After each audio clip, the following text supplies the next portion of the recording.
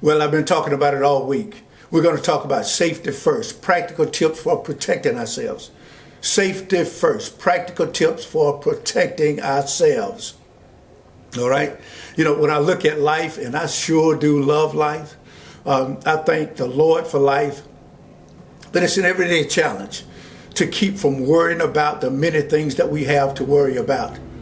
Or maybe I should say it this way. It's an everyday challenge to keep from worrying about those things that we wonder about, those things that we are concerned about, those things and those persons that we care about. Because when you look at life, there's so much that goes into life and living. There's so much to take care of. There's the potential of danger coming from every direction. But education and preparation can eliminate some of the worries and some of the fears. Speaking of fear, fear it's a balancing act to know how to use fear to our advantage and not allow it to render us helpless and hopeless. Fear can work either way. Sometimes being afraid is what saves us, but fear can also be the thing that destroys us. Something that can be even more dangerous and deadly is complacency. Not just fear, but complacency, an attitude of que sera, sera, what shall be, which some call cheerful fatalism. The attitude that many of us take towards the important things in life is whatever. This is my take. So don't hate. You know that. No hating allowed. Amen. Come on in and let's talk about it. Well, good Thursday morning. Welcome to another episode of My Take on this beautiful Thursday, December the 16th, 2021. And let me just give a shout out to Pastor Wimberly and the Wimberly Funeral Home. Today they are, I think it's groundbreaking. It's a celebration on a new building they're preparing, and I won't be there in person, but I want to go ahead and give a shout out. We thank you, Brother Wimberly, fine preacher and pastor and owner of the Wimberly Funeral Home there in Gainesville. So we love progress. We're grateful to see that you're making such great progress and you make such a contribution to the Gainesville community. God bless you, my brother. Keep up the good work. Amen. But we ain't trying to see you no time soon, okay? Let's get it straight. All right. God bless you, my friend. Last week we talked about COVID-19, a clear and present danger. And this week I want to talk about some clear and present dangers of a different sort. Today I want to offer for our consideration and for our discussion, safety first, practical tips for protecting ourselves. And if I may add, for protecting others as well. We don't want to leave anybody out. Today is just an introduction, just a short introduction, and I will continue to share some thoughts and ideas that I believe will be helpful, some in printed form that you'll see on Facebook and YouTube, and some in future videos.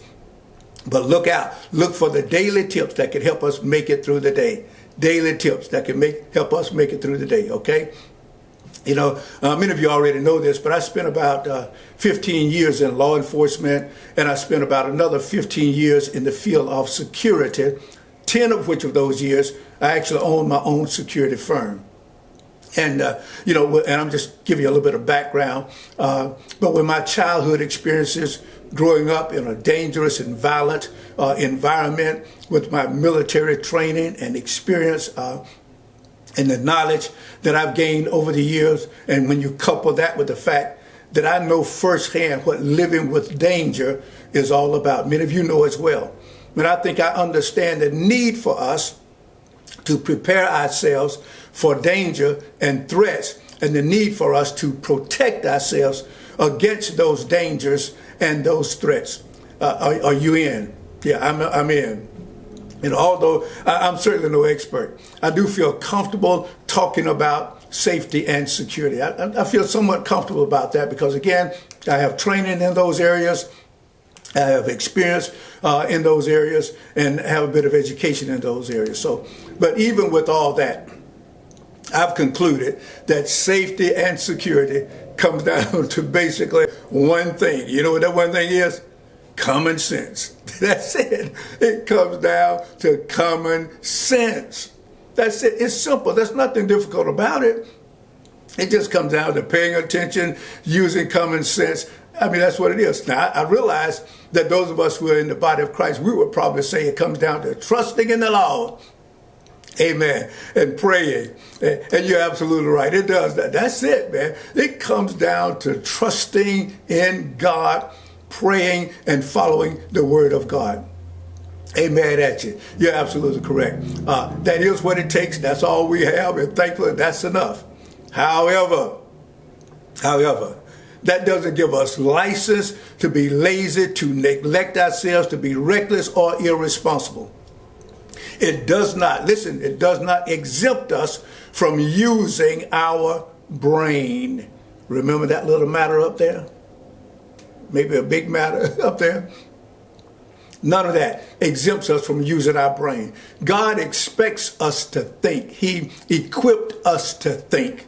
He speaks to us. He speaks through us. And God listen, He has prepared us to think and to navigate the various issues and challenges of life. God has equipped us for that. And then the fact is, not everyone is saved. Not everyone believes in God. But everybody can be safe. Are you hearing me? I said, not everybody is saved, but everybody can be safe. You know, and oftentimes when I speak on various subjects that are not necessarily what we think of as a spiritual nature, or what we consider spiritual, and only relates to the body of Christ.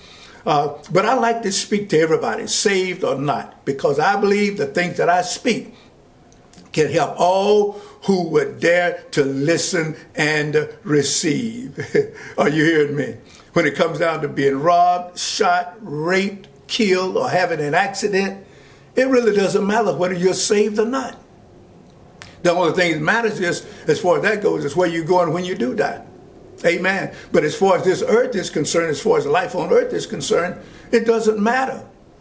The perverts, the pedophiles, the pimps, and the pushers don't care anything about your salvation, my friend.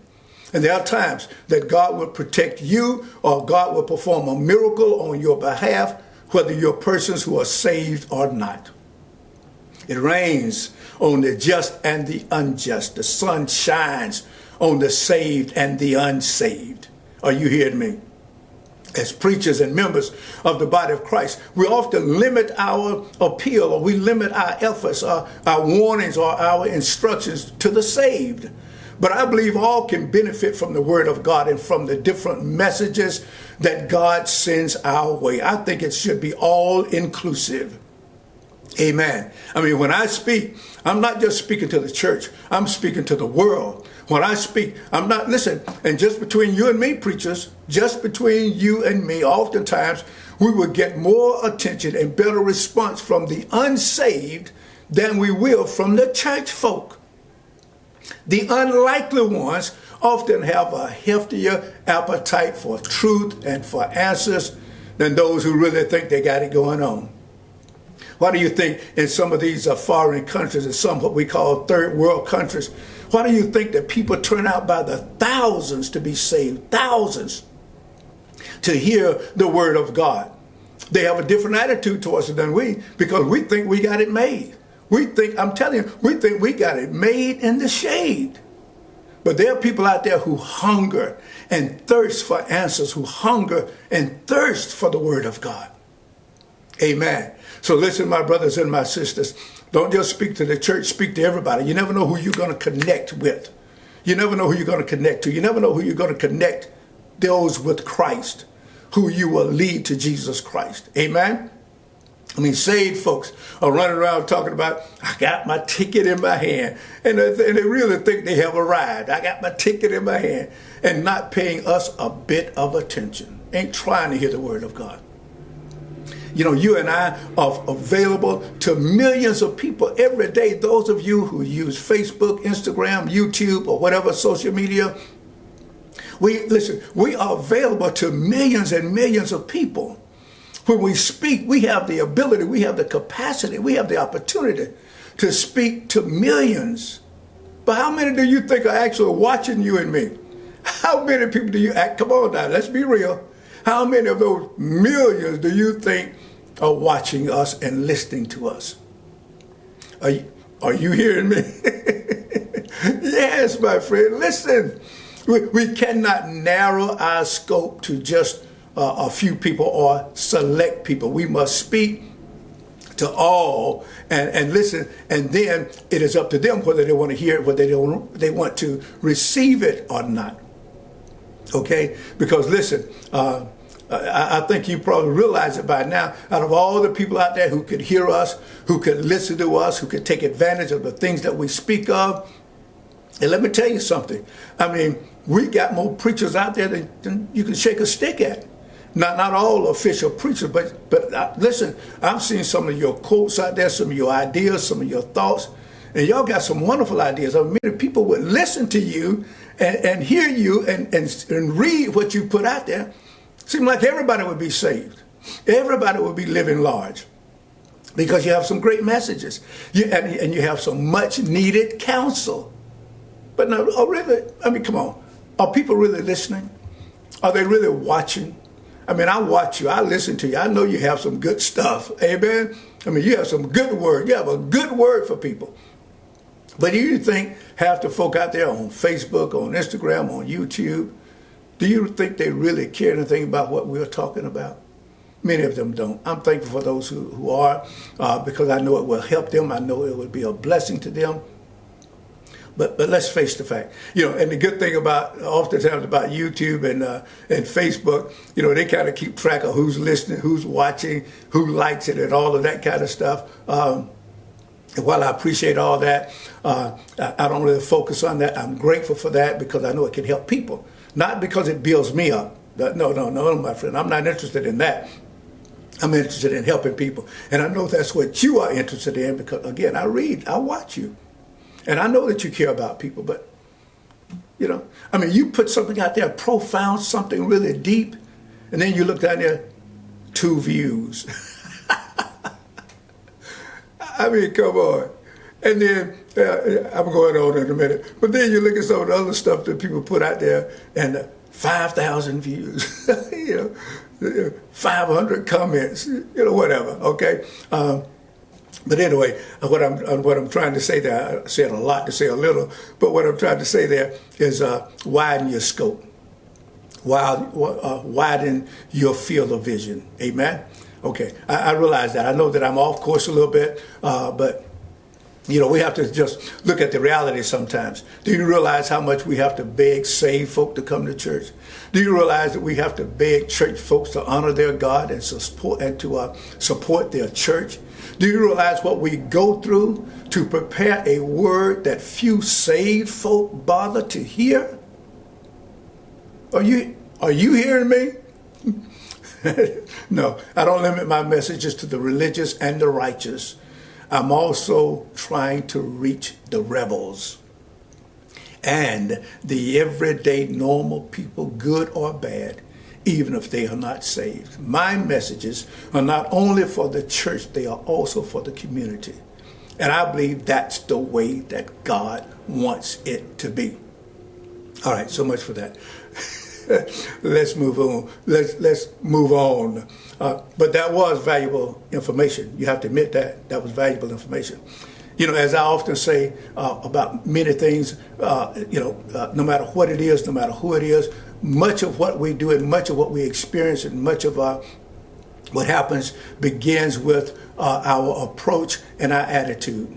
How we approach the person or the situation and what is our attitude towards them or towards the situation. Sometimes people have this cavalier attitude where we care little to nothing about anybody else. It's all about me and my satisfaction. We couldn't care less about anybody else. Then there's the attitude, that's kind of an arrogant attitude, where we think that we can go through life and we can do anything, go anywhere, and nobody dare mess with us, nobody dare bother us. We walk around with our heads in a cloud. Don't they know who I am? And they're not concerned about anybody robbing them, stealing from them, jumping on them, because they feel like, hey, I got it together. But let me tell you something, my friend. Danger and death cares nothing about who you are or what position you hold in life. Do I need to say it again? Danger and death cares absolutely nothing about who you are, what your position is, or what your title is. Are you hearing me? Listen, I'm talking to you. Listen. I just got through talking about that. Listen, okay? But danger and death cares nothing about who you are, what position you hold at your company, in your church. Cares nothing about your education or our skills and abilities. And please don't take the foolish attitude that, well, we all got to die sometimes.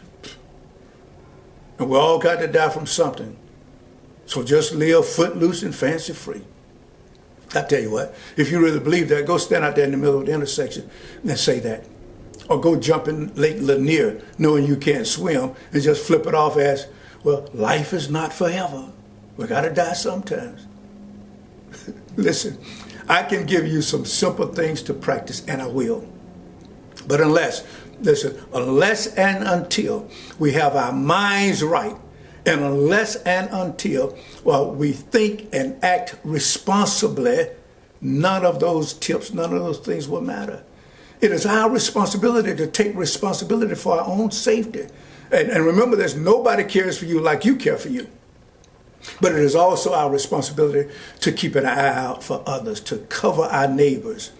We are indeed keepers of our brothers and our sisters.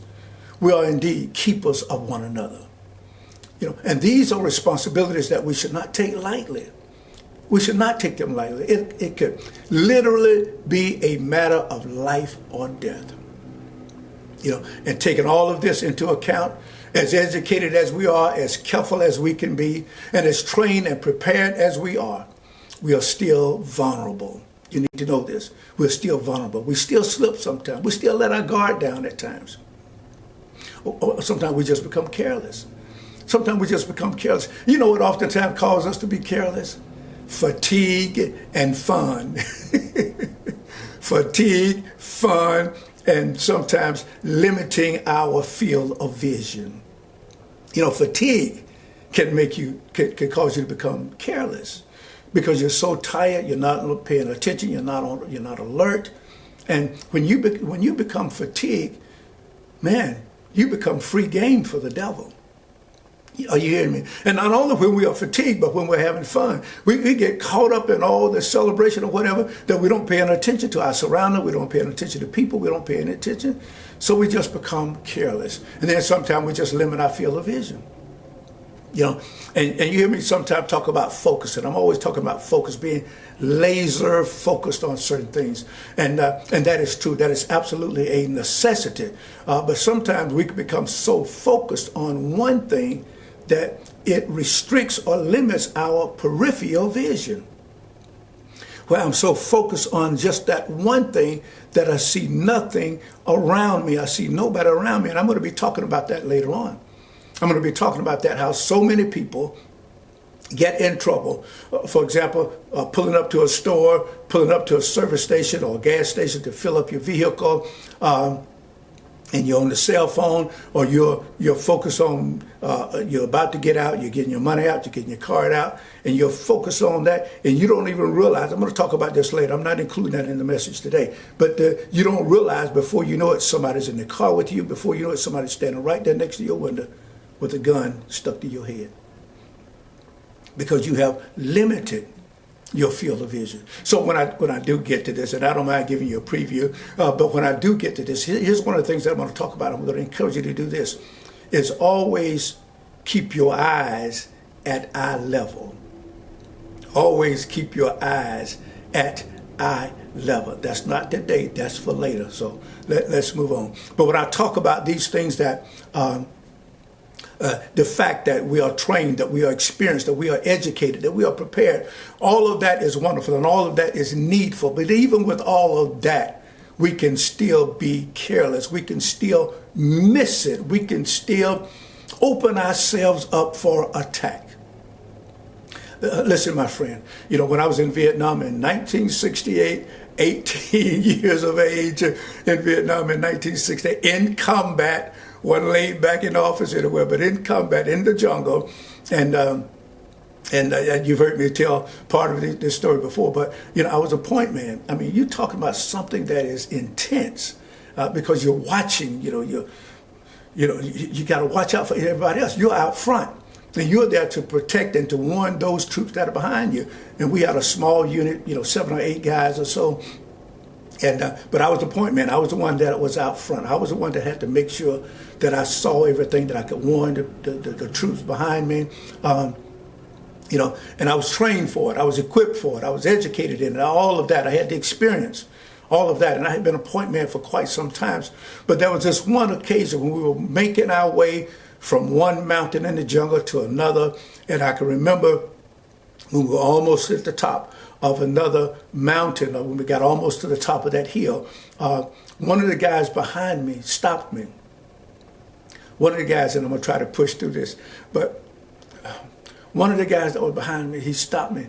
And the Viet Cong, they had a way, in the Vietnamese, North Vietnamese troops, they had a way that when they would set out what they call booby traps, they had a way of marking the booby traps so that their own troops would not step on them or drop in the pit or whatever the case might be. So they had little simple ways of marking where they had placed a booby trap. And I had to walk past a couple of booby traps that were there. And the guy stopped me that was behind me because he saw it. And he said, "Hey, man, you missed this." And I'll be honest with you, my friend, that rushed over me so, because it really didn't hit me that hard right then. But when we got to the top of that hill, when we got to the top of that mountain, we found that there had been about a division-size camp up there, and we saw evidence that they had recently moved out. In other words, there was still smoke somewhere, there was still things going on, and then it hit me. The impact hit me that what I had not only exposed myself to, but what I exposed our squad to, and really hit me. And I'll be honest with you, I really just about had a nervous breakdown. I had a moment. I really had a moment right then, because it was like a rushing flood that came over me, or what could have happened, not only from the booby traps, but because that those troops were up there and they could see us coming, and what could have happened to us. And even with being careful, even with being trained, even with being equipped, I still missed it. And there were a few things that we always had to watch out for as any troops, but particularly for the point man. Particularly for the point man, there were several things that, in particular, primarily, that you were watching out for. Snipers who were at a distance watching you, zeroing in on you, that could take you out just like that. Then you were on the lookout for attacks. This is all what you're having to deal with. You're looking out for an attack. Somebody could jump out of the bush. They can mount an all-out attack against you. Then you were looking for an ambush. You may be walking into a trap. And then you were looking for the booby traps. And you can never become so sure of yourself that you let your guard down, that you limit your field of vision. Are you hearing me, my friend? And as I think about that, those are really, and I'm not going to go through it right now, but those are really those things that we have to watch out for in life. Sniper attacks. And so when I talk about being alert, now I may be a little bit stronger on that than most people because of my experiences, but we have to be on alert for sniper attacks in life. We have to be on alert for attacks against us. We have to be on alert for ambushes from every direction. We have to be on alert for booby traps. And we cannot, listen, my friend, we cannot become so sure of ourselves or so comfortable with ourselves or even so comfortable with society, with people, that we relax more than we should. Don't be naive. Know the times, know the culture, know the scope of human behavior as best that you can. But take no one for granted and take nothing for granted. Amen. So some of the primary areas that I'll be talking about, that I will be addressing, some of those areas are there are probably 4 or 5 areas or so, and that could change over the course of time a little bit. But I want to be talking about home safety and security. Home safety and security. Those things that we can do in the home to make life more livable. Hallelujah. That's what I want right there. Amen. But things that we can do in the home that can keep us safer. Amen. So we'll be talking about home safety. And then we'll also be talking about personal safety and security. Now, many of these, if you've been following me for some time, we've talked about in the past. But you already know that we need to be reminded of some things. We need refresher courses. Amen. And so sometimes we tend to forget, we tend to lose it. So, so don't get all upset because, oh yeah, he talked about that before. Well, I'm talking about it again because you should have listened the first time. Okay. All right.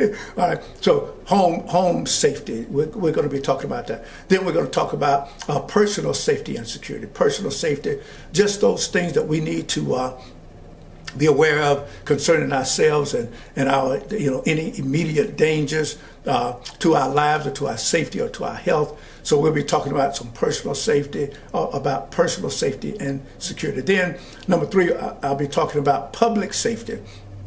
And in that, I mean those things that happen in public, our traveling, our visiting, our socializing, whatever the case might be, our gatherings, whether at church, at a party, at a park, at a concert, whatever the case is, okay? So we'll be talking about public safety, things that we can do publicly when we're out there in the community, when we're traveling. And specifically, one of the main things we're going to talk about is road rage. We make so many mistakes when we allow what happens out on the highways to get the best of our emotions.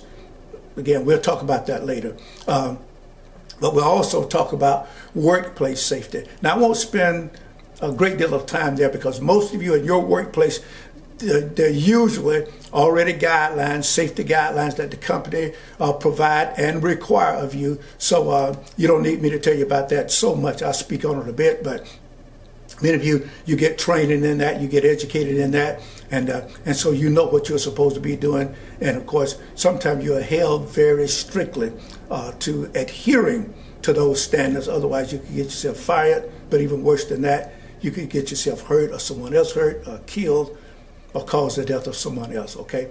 But again, I won't spend a lot of time on that, I don't think. But then, lastly, now I say lastly on that I'm speaking of now, but there may be some other areas that we'll cover. Now the thing that I also want to talk about is shared safety, where we look out for each other, neighbor to neighbor. You know how we used to do it. Where we're concerned about one another, where we'll speak up for one another, we'll watch out for them. Wait a minute. Hold up there, Sally. I ain't talking about looking out, being nosy, trying to see who's coming and going, okay? We ain't talking about busybodies. We're talking about people just helping our neighbors, all right? Did you hear what I said? Okay, then. All right, come on now, Leroy, get with the program now. All right, so we'll be addressing those areas. We'll be talking about those particular areas and perhaps some more. And we'll